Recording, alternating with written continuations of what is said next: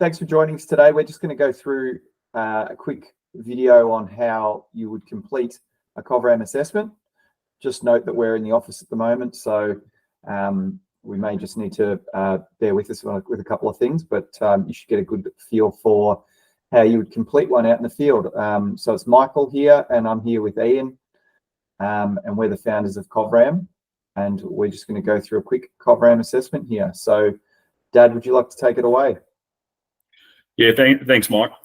So firstly, you open your project, and you then that will maybe ask you for permissions, which you should grant to use the app. But when it first opens, it'll come up with a satellite image behind where you are, and it'll show with a blue dot your actual location.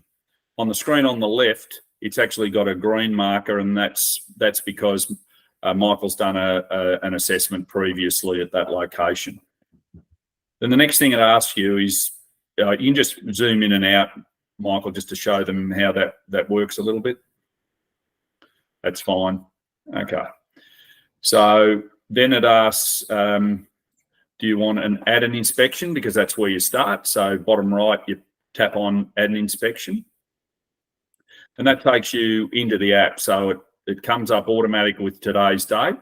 And for many of you, it'll come up automatically with your name. But if it doesn't, just fill in your name. And then the next thing it'll ask you is the site location, where you are. So this is a unique name for where you're looking at.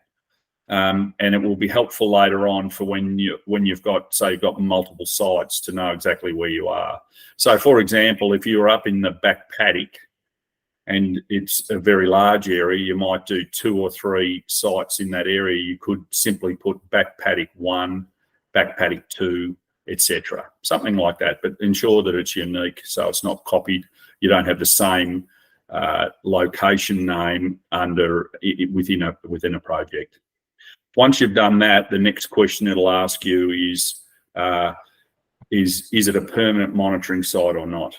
The importance there is, if it's a permanent monitoring site, that means that you're going to be coming back to that site and monitoring into the future. So if it's yes, obviously that's what you put, and if not, because you're just going through there collecting broad data, it's no.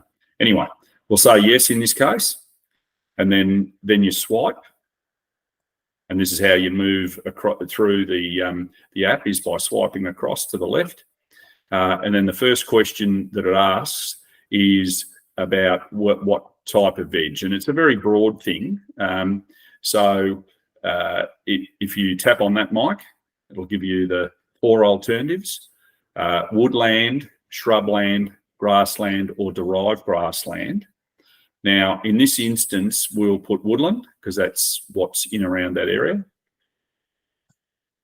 Thank you. But also you'll notice that there's a little icon there with an eye on it, which is an explainer. So if you were to tap on that, this is just to help people when they're first starting. It gives you more detail about what the question being asked for. Like in the future, as you become adept with it, that'll be not really required. But for those that sort of need a bit of a hand, they just press on that, and there'll be a better explanation on how to fill it out. All right, thanks. So the next one it asks for is the veg structure. Now, the veg structure is extremely important, especially from a wildlife point of view, and it's really about the numbers of the layers of vegetation. And so it goes from, have we got all of the layers, like if it's a woodland or even a shrubland, has it got an overstory, has it got a middle story, and has it got a ground layer, and has it got some regrowth going on? So that's the first question. And in Michael's example, we'll probably put partially intact. So again, if we want to know what does partially intact mean, if you just press the icon there, Mike, it'll give you an explanation there. It's missing 2 or more of the key layers, etc. And you can read the others. That helps you inform which one of those you'll select. Thanks. Next one's large trees. So large trees are extremely important, particularly in woodland environments. So that's the only one this will be used for. And that's because of they're irreplaceable, they're old, and they provide hollows for wildlife and the like. And the questions that are asked there are very straightforward.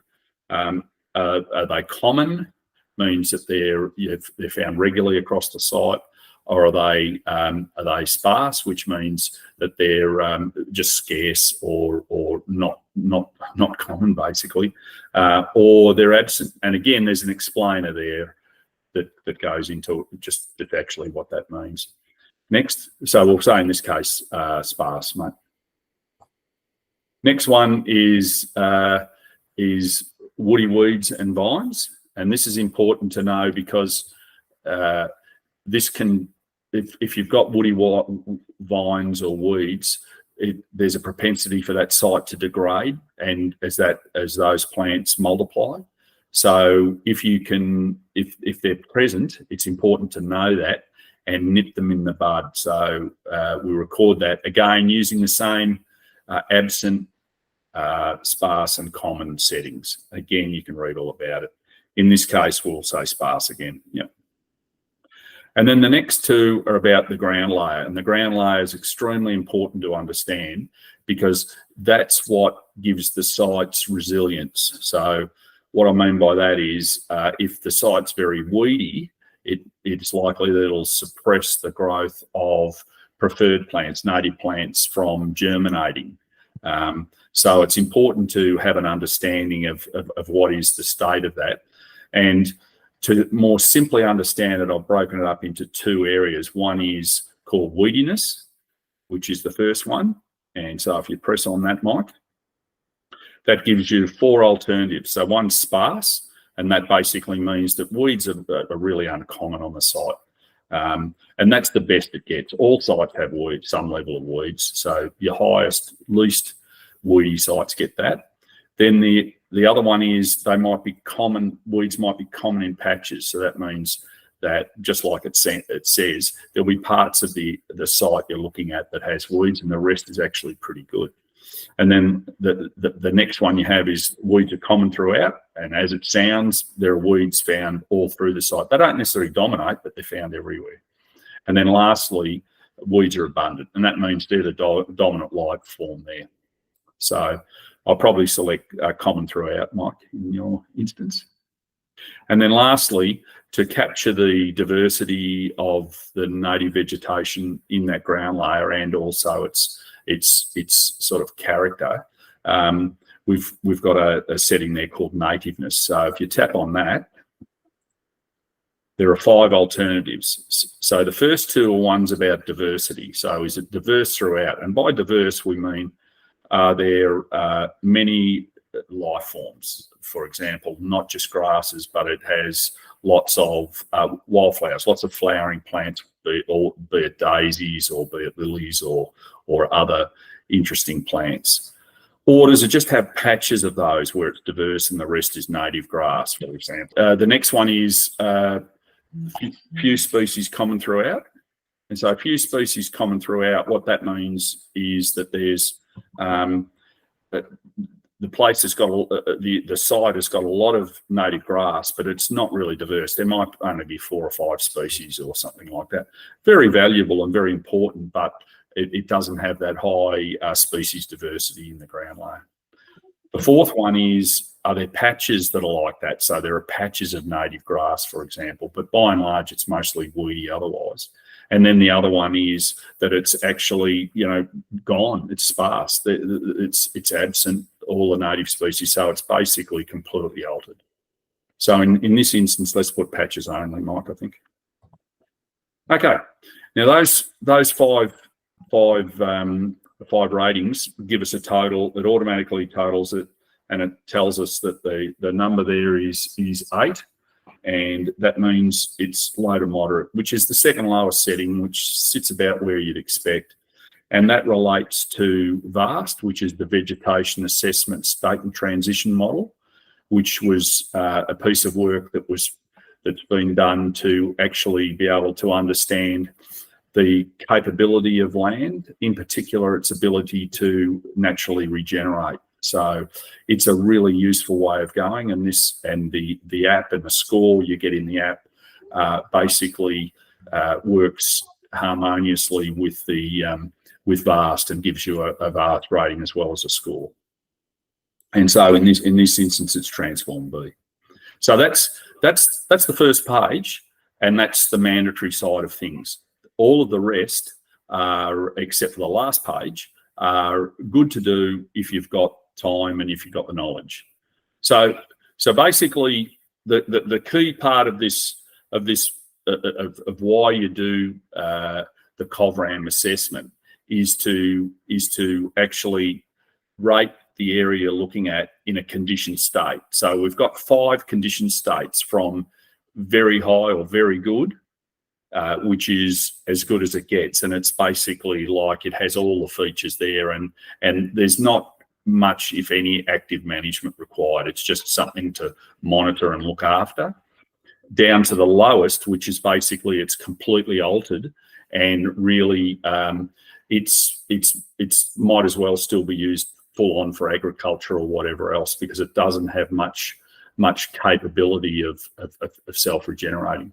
Then the 3 other ones, you got 3 other states. One's a lower high rating, which basically means that with wise management decisions, you can potentially move it, maintain it, but you can potentially move it up to a higher level by certain grazing management, which is the second level.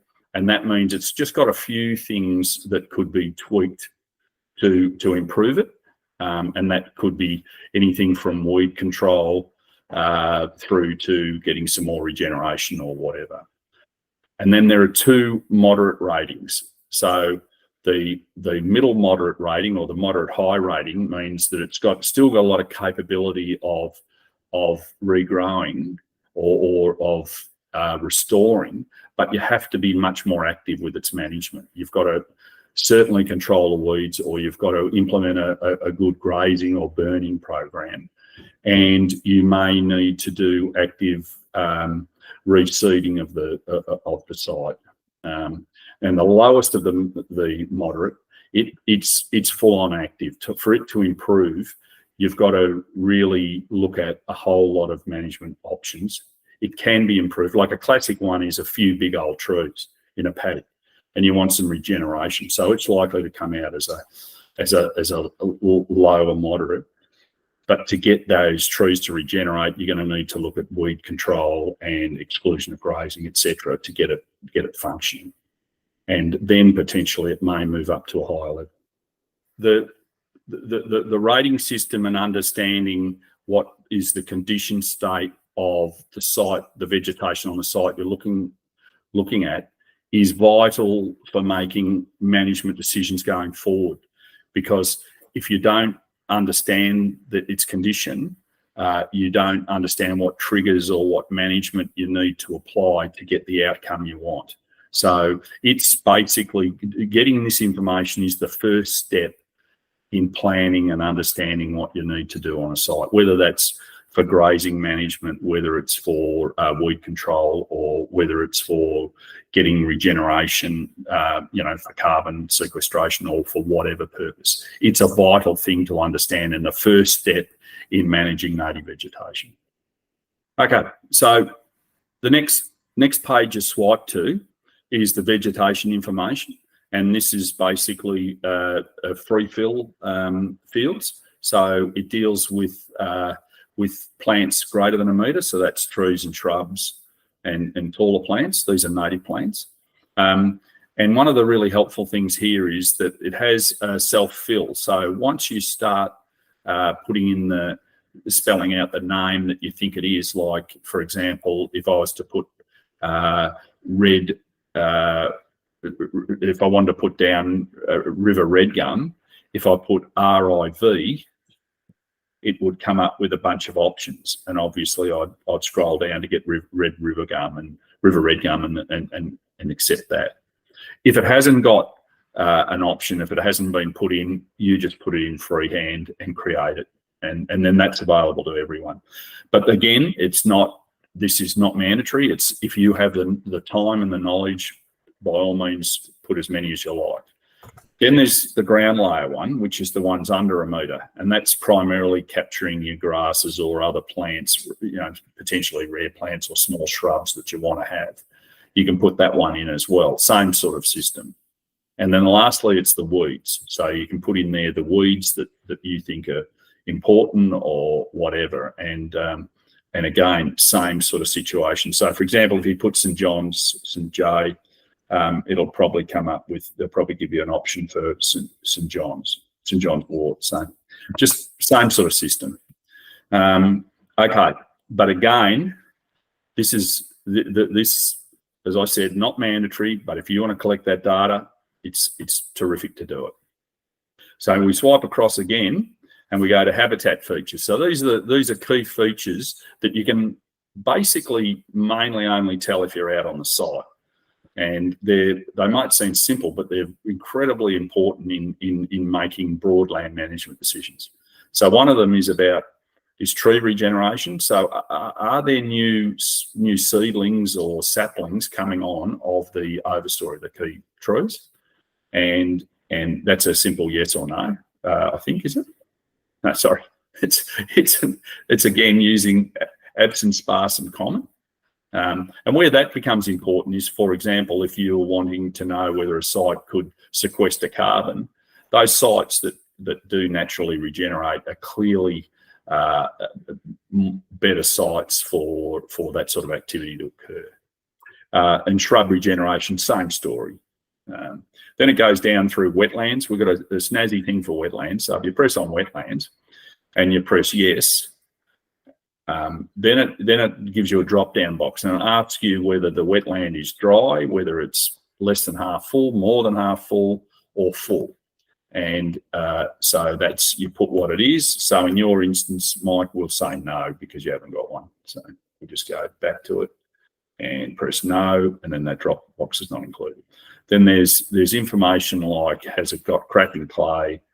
Has it got hills or rises? Is it sandy? Has it got many logs on the ground, native grass, tussocks, and mosses and lichens? And this becomes important, especially when you start getting a lot of data across a region. Again, not mandatory. Righto, Mike, swipe across. Then the next one is management. So this will have more importance to different people. So the first two there are to do with grass and grazing primarily, or even shrubs. One's the biomass and the other's the ground cover. So with respect to the biomass, that uses the statewide, the New South Wales statewide measures for biomass, and it explains what low, medium, high is. You make that decision. We'll leave that go. We won't fill anything there. And similarly with ground cover, it gives you, again, the statewide accepted ones, like it's very low, which is less than 20 to 50, 50 to 70 and greater than 70. But again, where that might be important is either because you, for grazing purposes, or for whether you have stock on or you don't have stock on, or could also be for burning and fire management if you're wanting to either undertake fire control or do other things. Then further, we've got about seed collection potential. Are there some really interesting plants there with seeds that could be collected for other locations? And the other one is direct seeding potential. Are there sites that really would benefit from having plants brought in via direct seeding of particularly shrubs? Active erosion, is there active erosion? Is there feral animal control you want to undertake? And then there's, and with respect to the erosion and the feral animal control, and to some extent, it's not going to overcome other plans. It's just going to highlight that these are issues that you're looking at to manage. So you can have site management priorities. That's a freehand you can fill out. So you might say, for example, there's a particular plant there, or there's a particular thing you want to do on there that you want to get it to self-regenerate, or there's a particular weed you want to control. And similarly for the next one, it basically asks you, is there anything that you want to say about the site? And sometimes people would like to say, oh, it's a fantastic site for birds, for example, or it's a great site for flowering plants or whatever. That again, that is, if you record that while you're there, that's kept as information forever, basically. Okay, so when you finish that, you swipe to the next page, which is key site features. So this one has about threatened species, and about significant ones. So significant means that if it's this is for landholders that think they haven't seen these plants in many places or whatever. It doesn't necessarily mean it's a threatened one, but it's significant to them. You can put that in there, and it's so if you press yes, there are threatened species there. You have to fill it out. You have to say what it is. So let's say gang. Mike, you start GAN, see if gang comes up.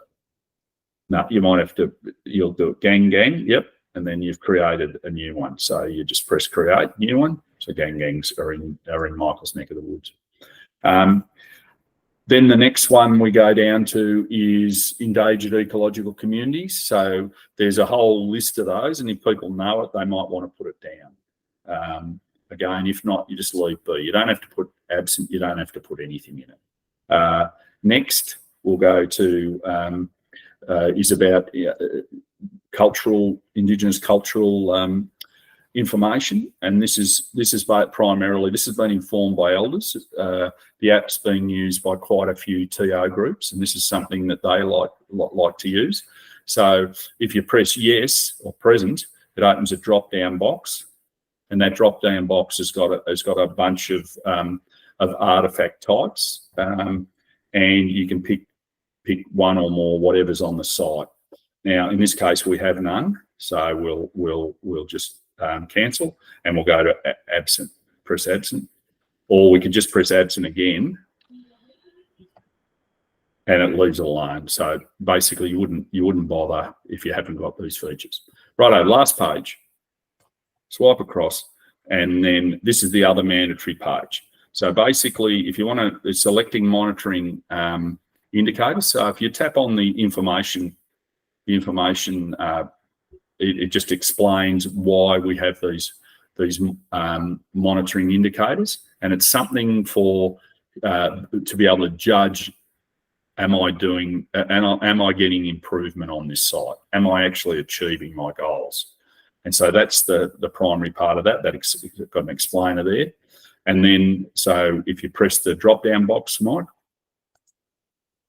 it gives you a whole bunch of these. So you pick the ones that, the one or more that are appropriate to that site and are indicated in the photo. So we might have maintain large trees and the ground layer, native plant species abundance above it. Excuse me.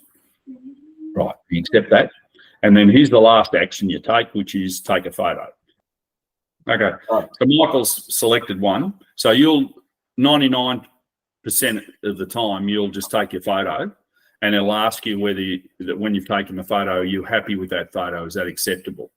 And if it is, you tap accept or the arrow or whatever, the tick, and then you've completed the assessment. So the most important thing once you've done that is press the button on the bottom right, which is called the save button. So if you press that, Michael's press that, and it'll start, see it's saying saving inspection in the bottom left, saving inspection saved. So now all of that information that you've collected is in your phone, and that will sync directly into your into the web app when you're in range. Okay, so that's the end of the lesson. In summary, you only have to do the mandatory parts of it are doing the veg assessment on the first page, filling out what those 5 characters are, 5 ratings, and the last page where you set what your monitoring indicators are and take the photo. If you that's the baseline thing you need to do. Now, any of the other things are not mandatory, so you can do them if you can, or you've got the time, or you want to know it. Otherwise, you've completed your assessment, and that's it. and that'll remain there for your access whenever you want. So once you've done that, once you've saved it, if you go out of there, so it asks you, do you want to go out? And you come up, and I'll show you the site. If you go to the site and you press on the green dropper, it will show you the site, back paddock 1. So if Michael taps on that, that's showing you this is the last inspection that was done. And obviously you look down it and it gives you what are the key indicators you're monitoring for. But if you go to who completed the inspection on the date that you're interested in, and you press on that, that then opens up the app and you're in it. So for editing purposes, that's great, but all the data's in there. You can see if you want. Now, this is real. You'd only really do that if you were wanting to edit something or you want to chat about it, because more likely you'd be looking at on the web app where you're looking at in a larger screen. Anyway, to get out of there, what you do is you go to the arrow up the top left and you arrow out, and it's asked you may have unsaved data. We give you a chance to make sure, in case you've stuffed up, that you can just get out of there. That's all good. And then one more to get right out. Press out, first test project, and you're back to your projects.